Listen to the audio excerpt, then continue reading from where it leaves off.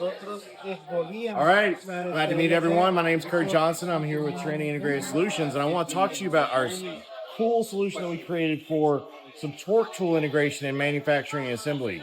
So a lot of assembly lines out there have fully automated solutions, robotic assembly lines, and they have torque tools all through their processes.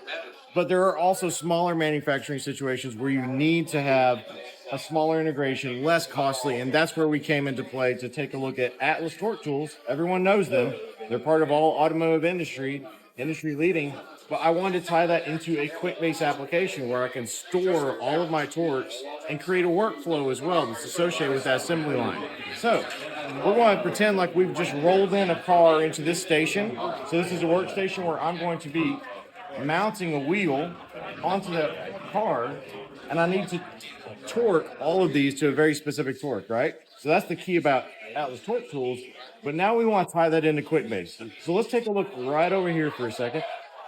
This is a custom interface that we built that is going to now track us scanning into the station. So I'm a technician that is going to scan into my station, my wheel station. So I'm at station 7. But then I also am going to be scanning the VIN for this particular vehicle. And I'm going to begin a new workflow. Right then, we use the template of the workflow to bring in all the actions that need to happen as part of this workflow. So you can see that I need to grab the wheel, I need to set it on the car, put it on the studs. But my next step is I also want to associate that wheel serial number to this vehicle. So I'm going to scan the QR code for that particular wheel so that if this wheel ever fails in the future, if a recall were to happen, you can very easily track that wheel to that batch, to that car, and you might have a recall situation where you need to bring back some vehicles or change some of the studs out that are happening as part of this process. So now let's take a look at the magic of what makes the speeding.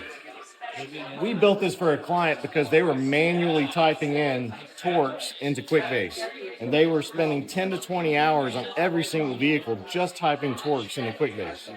They came to us and said, hey, can you do this integration? So we did some work on it and created an interface between, and I'm now going to put my torque wrench on here. If I go back to my screen, this has reached out to the Atlas torque controller to say, hey, run this program at a 5 to 30 Newton meter range. And when I press my torque wrench, it now collects in real time the torque that was recorded for that specific lug nut. I'm going to move to my next one. It auto indexes the workflow as I move along. And so I did my next torque, hit 9.68. Now this third one I've actually designed with a much smaller torque range. Instead of 5 to 30, it's 5 to 6. So I want to show you a lockout process that occurs when it's going to be out of range. So I'm going to do my third torque.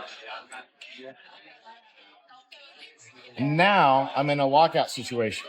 So when we hit this, a technician can no longer use the torque wrench.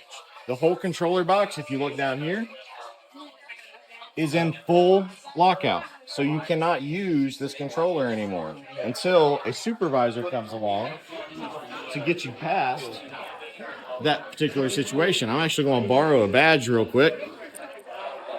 So Scott Verde is our supervisor, and I'm going to scan his badge.